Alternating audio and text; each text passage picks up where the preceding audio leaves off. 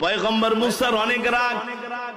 আল্লাহ আগে শিখাই দিছে, মুসা রে, ফেরাউনের সাথে নরম ভাষায় কথা বলবা, গরম ভাষায় কথা বলো না। পয়গম্বর মুসা আলাইহিস সালাম ফেরাউনের দরবারে যায় বলে, ফেরাউন, আপনি এক আল্লাহর প্রতি ঈমান আনেন। ফেরাউন বলে, মুসা রে, আমি আবার কোন আল্লাহর প্রতি ঈমান আনবো? আনা রব্বুকুমুল আলা, আমি তো বড় খোদা। নাউজুবিল্লাহ বলেন। পয়গম্বর মুসা আলাইহিস সালাম বলে, ফেরাউন, আপনি তো খোদা তো দূরের কথা, আপনি এখন পর্যন্ত মানুষই হতে পারেন নাই, আপনি একটা অমানুষ। ফেরাউন বলে, মুসা, এত বড় সাহস, আমার রাজপ্রাসাদে আইসা তুমি আমাকে অমানুষ বললা? বলে, হ্যাঁ, যে আল্লাহ আপনাকে খাওয়ায়, যে আল্লাহ আপনাকে পালে, সেই রবকে আপনি রব মানেন না? যে এই দুনিয়ার জমিনে আল্লাহর রিজিক খায়া, আল্লাহর দেওয়া অক্সিজেন গ্রহণ করে যে আল্লাহকে আল্লাহ মানে না। আল্লাহ বলতেছেন, উলাইকা কাল আনআমি বাল হুম আযাল, তারা চতুষ্পদ জন্তুর চাইতে আরো নিকৃষ্ট। আল্লাহর কোরআন ঠিক কিনা বলেন? আমাদের কথা না।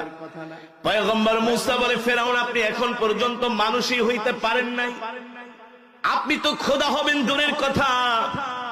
ফেরাউন ডাক দিয়ে বলে, মুসা রে, মুখ সামলে কথা বলো, তুমি কি আমার ক্ষমতা সম্বন্ধে জানো না? মুসা আলাইহিস সালাম বলে, আমি আপনার ক্ষমতা সম্বন্ধে জানি, আপনি কি আমাকে চিনেন না? আমি কিন্তু আপনাকে ছোটবেলায় একটা থাপ্পড় মারছিলাম। কথা বলেন, কথা বলেন। পয়গম্বর মুসা ছোটবেলায় ফেরাউনকে, তাও বাম হাত দিয়া, কোন হাত দিয়া? পয়গম্বরকে চুমু দিতে গিয়েছিলেন। আল্লাহ তাআলা বলে, দেখ আমার ক্ষমতা, আমার কারিশমা কাকে বলে। পয়গম্বর মুসা আলাইহিস সালাম ছোটবেলায় একটা থাপ্পড় মারছে ফেরাউনের গালে। পয়গম্বর মুসা বলে, শোনেন ফেরাউন, শুধু আল্লাহ আমাকে বলে দিছে, ফাকুলা লাহু কাওলাল লাইয়িনাল লাআল্লাহু ইয়াতাযাক্কারু আও ইয়াখশা। মুসা রে, তুমি যায়া ফেরাউনের সাথে নরম ভাষায় কথা বইলো, হইতে পারে নরম ভাষার কথা শুইনা সে দ্বীনের প্রতি আসতে পারে। এই কারণে এ ফেরাউন, আমি আপনার সাথে নরম ভাষায় কথা বলছি, নরম ভাষায় কথা বলছি দেখাই আপনি দুর্বলতা ভাববেন না, এটা আপনার ভুল ধারণা।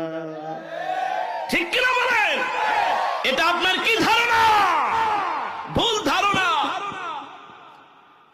পয়গম্বর মুসা আলাইহিস সালামকে ফেরাউন উদ্দেশ্য করে বলে, আরেকটা যদি তুমি আমাকে তোমার রবের সম্বন্ধে কথা বলো, আমি তোমাকে শেষ করে দিব।